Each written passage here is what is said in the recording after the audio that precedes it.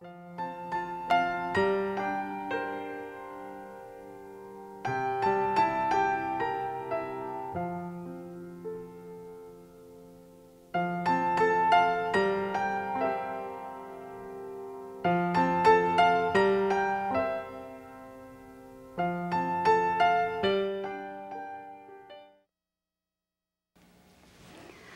my name is Kim Azzarelli, and welcome to Insights with Kim Azzarelli.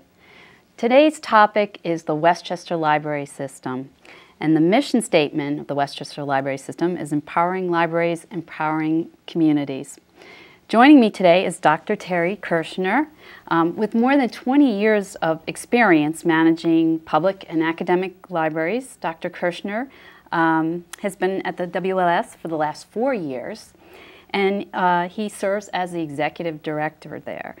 In this role, he has worked with the 38 public libraries and the 6 branches for a total of 44 locations in Westchester County to improve and expand library service in every community. And prior to joining us here in Westchester, Dr. Kirschner was the director for access services at Columbia University Libraries. So thank you very much for being here today. My pleasure. My pleasure. Good. You know, you hear a lot today about what is the role exactly of having a library in a community? You know, some people will say we have the internet. Why do we need to have libraries anymore? How do you respond to something like that? Well, I think the important thing is to remember, why did libraries come about to begin with? And it's because people in the community said that there was an information need. And I think that still exists. And we often think, oh, there's so much information out there. But that's not true for everyone. Think about every community has people who may not have access. They may not have the money for the journal subscriptions that they want or for internet access. Libraries certainly fill that role. But I think the more important thing is if we think about the role of communities and content creation. Every community has a story to tell, and those stories get told at the library. Every time you read a book, the story is different for whoever reads it. Just like for every community, the events of that community will be different. Part of what libraries do is pull that community together so people can hear each other's stories. And you can't do that on the internet in the same way. It's about the people connection. It's interesting. And one of our friends, James K. Riley, who often speaks on libraries, says the libraries are soul of the community. And I think that's such an appropriate statement. They really are sort of the hub or the soul of a community. So tell us a little bit about what the growth or what's happening in the WLS and some of the places where you see the system expanding or growing. Okay. Well, first, let me just say a little bit about the system. What we are is actually a cooperative. There's 38 member libraries. Right. And what we do at WLS is really 2 things. One is we provide cost-effective services. So any tax dollars that are received for library services are used to their maximum value. The other thing is helping libraries reach out to members of the community that may not normally realize the library has services for them. Clearly, people come into the library, and that's a standard, regular crowd, but there are others in the community. We help the libraries sort of go that next step. And actually, you and I were at an event, which is a perfect example, a creative aging event. Creative Aging is a program that we're doing as a pilot program with some federal funds and working with some nonprofit organizations here in Westchester, targeting seniors and really helping seniors discover the joy of art and learning in their public library. So it gets back to that creating experience. So they're using materials in the library to create a story that they can share with their families or others. Right. So clearly that's part of what we're trying to do, is find new ways to go out and help people reconnect with the libraries, with the communities, and perhaps with themselves. Seniors are definitely a population of interest, mainly because there are more and more seniors every day. You know, the baby boomers are aging. And here in Westchester, we're struggling to make sure that people stay in Westchester. Libraries can be an answer for that through the programs that libraries offer. So Creative Aging is one example. We have something called the Senior Benefit Information Centers. Right. And what's great about these is they help people who are entering into Medicare or perhaps already have Medicare understand, you know, what is this process that I've now entered into? Because it's very confusing. Sure. The counselors won't give you direct answers as far as what you should do, but they'll help you understand all your options so that you can make an informed decision. And which locations are offering that right now? Do you know? We have, I believe, 9 locations at the moment, Okay. And it kind of varies. We have Port Chester, Rybrook. There's the Yonkers has a couple of Right. locations.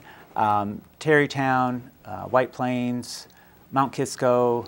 Oh, I know I'm going to forget some along And the way. don't worry about that, It's because on the website. anything that we talk about today, you can go on the website and it'll be there. So that, Yeah. don't worry about that. The other thing is that we're actually expanding that program. It started out as a partnership with the county, Right. with their Department of Senior Programs and Services. They actually lost some of their federal funding that supported this program, but it was so valuable and so important. We at WLS have found some additional funds to continue it on our own, and we're going to expand it. And one of the things is that we're going to have a hotline so people can call in with questions if they can't make it to the library. The other thing to think about is if you're a small business owner, or if you are someone who's thinking about retiring and don't necessarily feel comfortable asking your HR department questions about retirement, the Senior Benefit Information Center is a great place to go, because they can talk to you about, well, how can you roll over different policies and sort of, you know, in a safe environment. Right. So I don't think people necessarily think about libraries in that way. But it may be for this generation of people that will be starting, the new entrepreneurs, a place where they can go and seek out a lot of information and advice and Very much. put their network together. Yes, and actually we have a career and educational counseling service that Yeah. we run out of the library system. Right. It's about 32 years old, so we've got a lot of experience. And some of the career counseling seminars are things like, you know, how to start a second career, how to network, how to use LinkedIn, Right. how to negotiate a contract or a salary, things that, you know, you kind of forgot how to do because you haven't done it in 30 years because you had, you know, your other job. Now you're moving into a new job. I think the Ossining Public Library has a great career center. Yes. Ruth Schwab was one of the originators of that way back when, but serves a very important purpose. So, you know, there's a lot of reasons why, a lot of things that people are looking for, services and connections they're looking to make in the library. But do you think about, or could you tell us a little bit about the future? How do you project the system looking 10 years from now, physically, maybe even technologically? Yeah. Clearly technology is going to play an important role. You know, we at WLS run a technology service for the 38 member libraries. We've seen a definite transition from PC-based to a strong desire for mobile-based. You know, and we've started that transition by having wireless access now at all the libraries. Good. And it's been interesting to see how something as simple as adding wireless access can change the dynamics of what happens in the library. You see now that there are more business people who may be on the road who will stop by and say, you know what, I have a half hour, I don't really want to go get a cup of coffee, but I'd love to just connect with some information. Let me go to the library. It's fabulous. People who are thinking about starting a business, many people say, I'm going to do this from home. They start at home, realize that home has too many distractions, go to the library. So it's opened up some new avenues with that.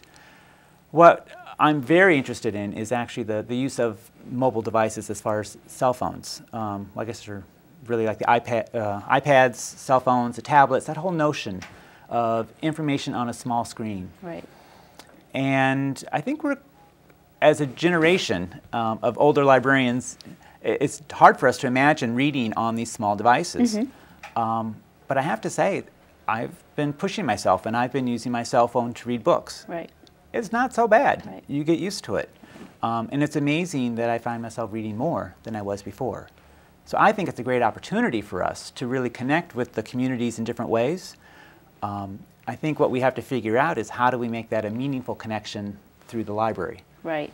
It's almost like we need an app for the stacks, yeah. right? Well, there probably is one. I'm sure by the time the show is finished, someone will make write one. that, Yeah. right? But I think this is allowing us to do in some ways Right. is think about that social role that libraries have. So through the programming that a library can offer, through the referral services. You know, this book's not available, but you know what? We've got some that are very similar. you can kind of do that on Google or Amazon, but it's not quite the same. There's something about that face-to-face connection with people who understand what you're trying to accomplish, the context. That gets lost in the digital world. That's the strength of the personal world. Right. And that's where libraries can really shine. Right. The future, I think, is really about flexibility. And the challenge for our current libraries are that they were often built to be permanent structures that were sort of an anchor for the community. And I think libraries still want to be that anchor, but the inside needs to be a little bit more flexible. Right. And I think we're seeing libraries, as they renovate, do more with movable shelving, movable walls, things that allows the library to have multi-purposes instead of just stacks. So, you know, I think it's going to be sort of a transition. Right. More meeting rooms, more places to congregate, maybe Very more much. workspaces. Because you think about civic engagement, that is a strong role of libraries to build an educated democracy. And part of that happens through self-learning, but a lot of it's through the interactions. So a show like this, wouldn't it be great if this was taped in a library? And then there could be an audience that could then ask questions or whatever. I mean, that could be the library of the future. And I know Probably kids the would love present, but yeah. Yeah. So that's great. And I know even when you talk about purpose, sometimes libraries take on another purpose. During Hurricane Sandy, I live in Briarcliff, and our library became the warming center. Actually, people. I was there at night. It was for a number of days. It was cold. People didn't have power for over a week, and that's where you went to charge your phone and find out what was going on, and you know, really get to connect with the outside world. So who knew? Very much. And I think, you know, we'll see what happens with the climate. You know, we've heard Right. different versions. But I think it's a role that we're looking at as a system is, you know, can we help libraries define themselves as more of an emergency center, a contact place? Right. Because if that is sort of what our next 5 or 10 years are going to have is more extreme weather, then let's be prepared for it. Okay. Well, let me brag a little bit about some of the things that you do. So as we said, you're at 44 locations. There's 38 public libraries, 6 branches.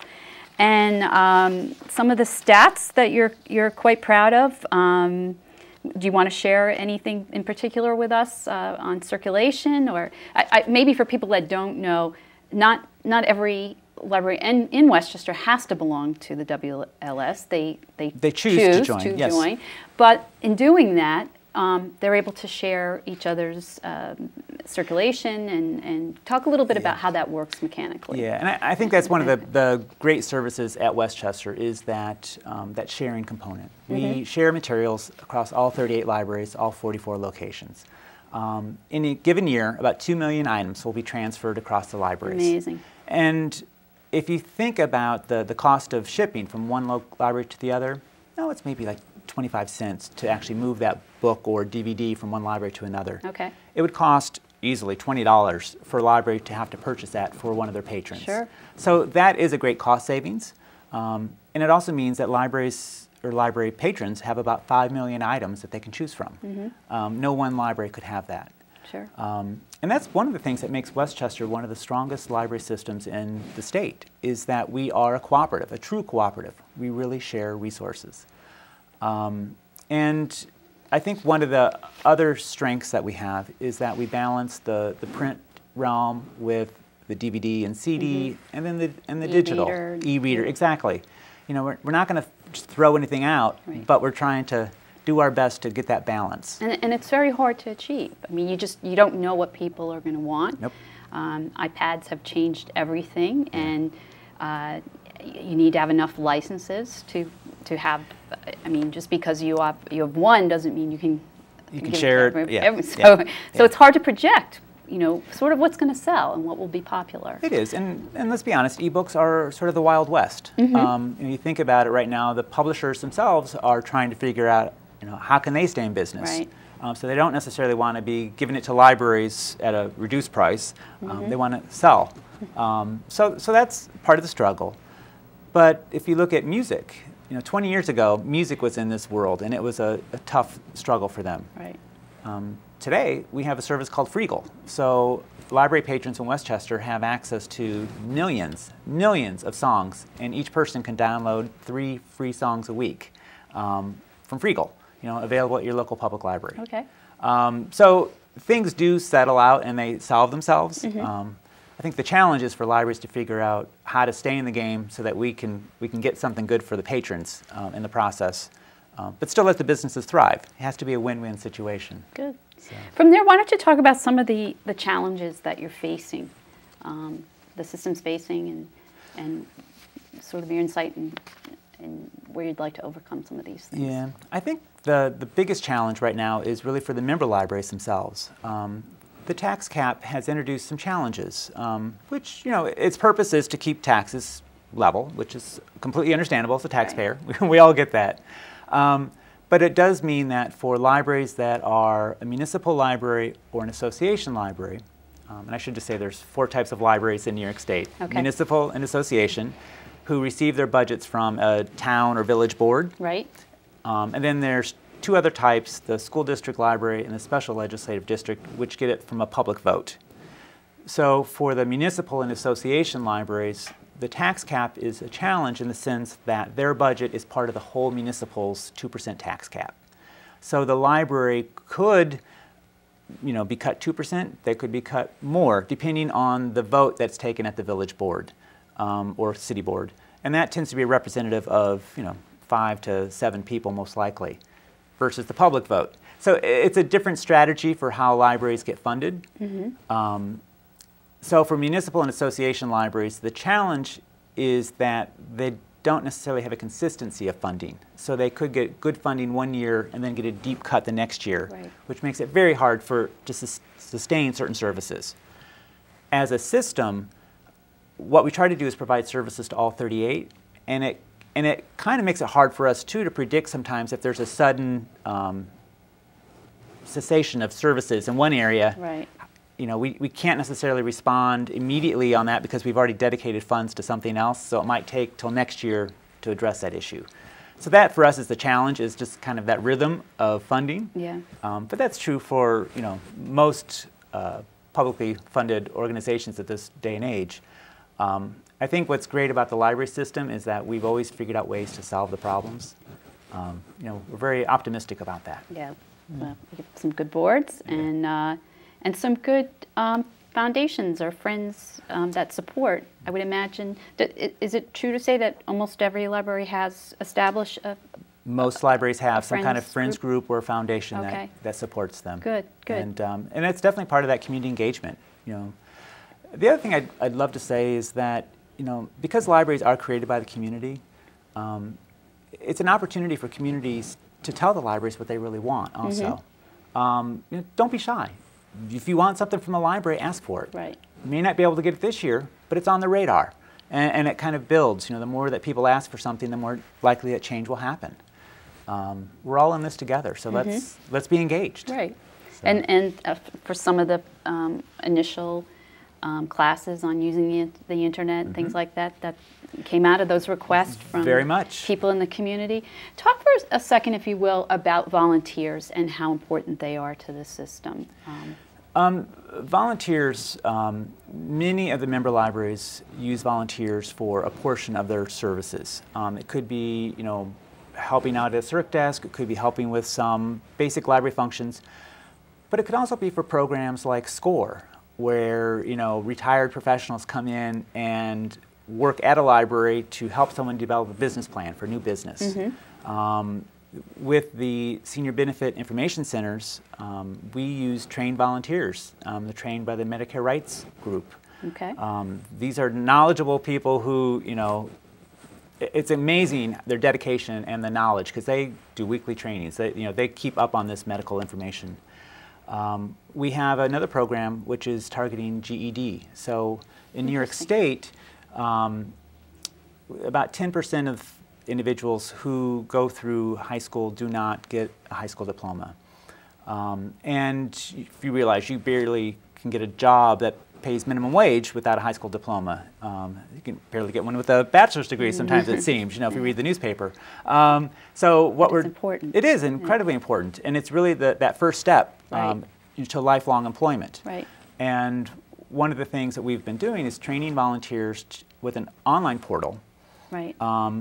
about the different tests that happen on the GED so that people can build success and actually accomplish that test completion.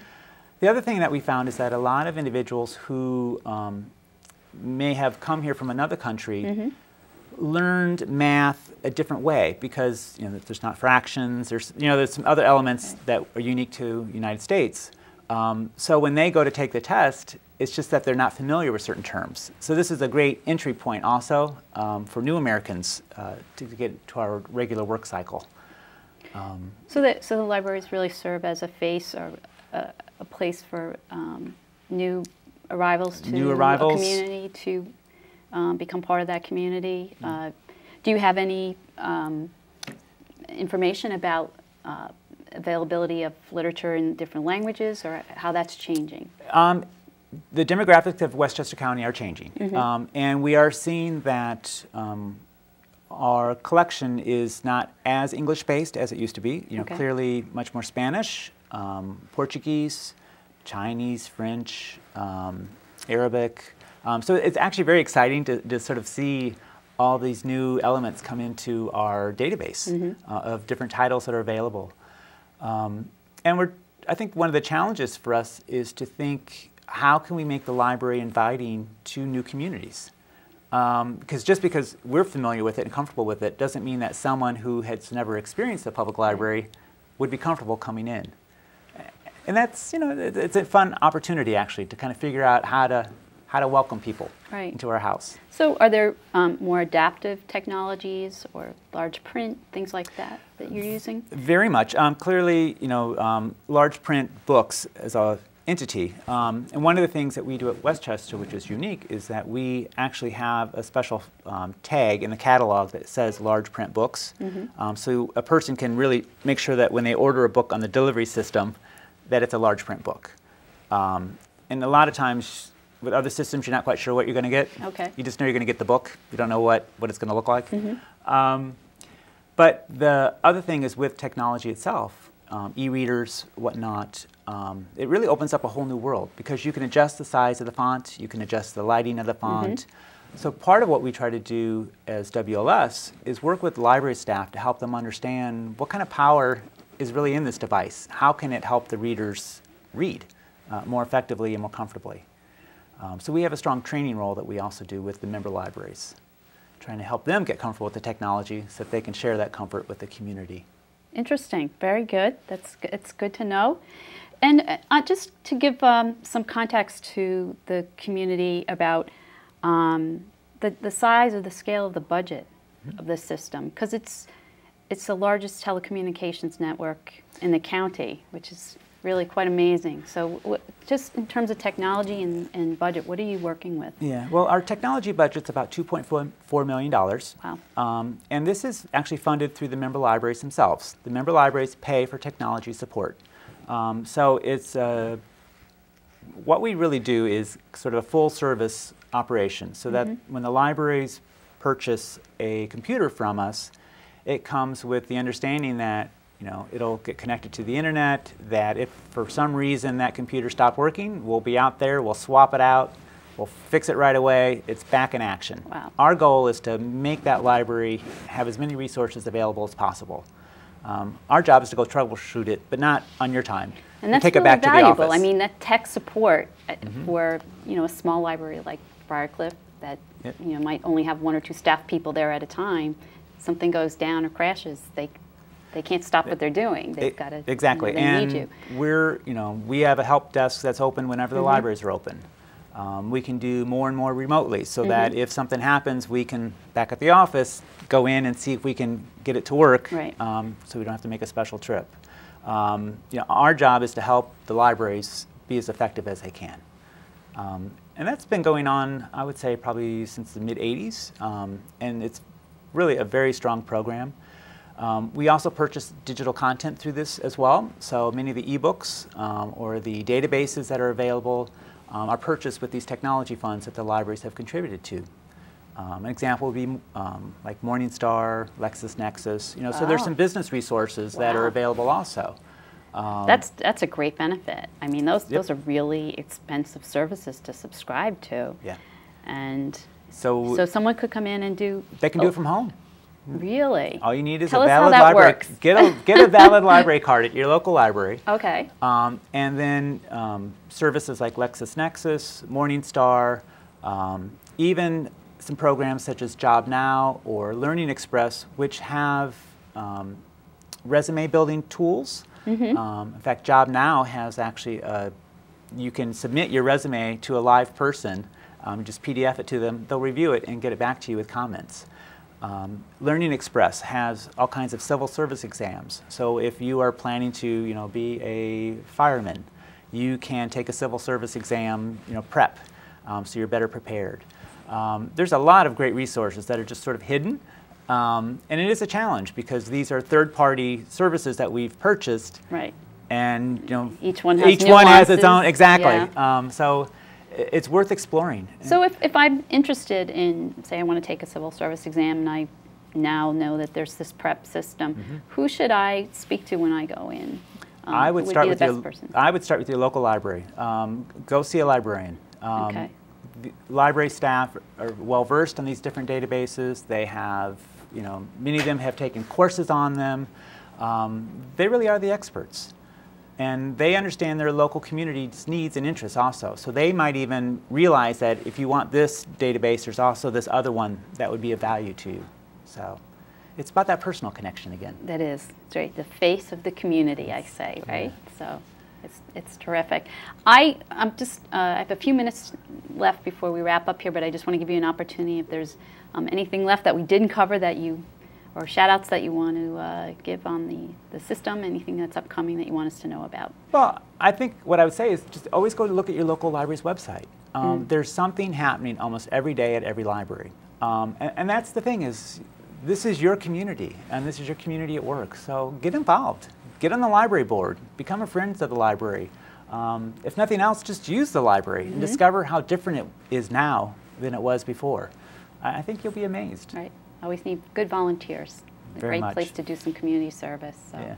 Well, Dr. Terry Kirschner, thank you for coming in from WLS to speak with us today and letting us know more about what you do. Really is a pleasure. Okay, thank you. Thank you. And that's all for this week. Thank you.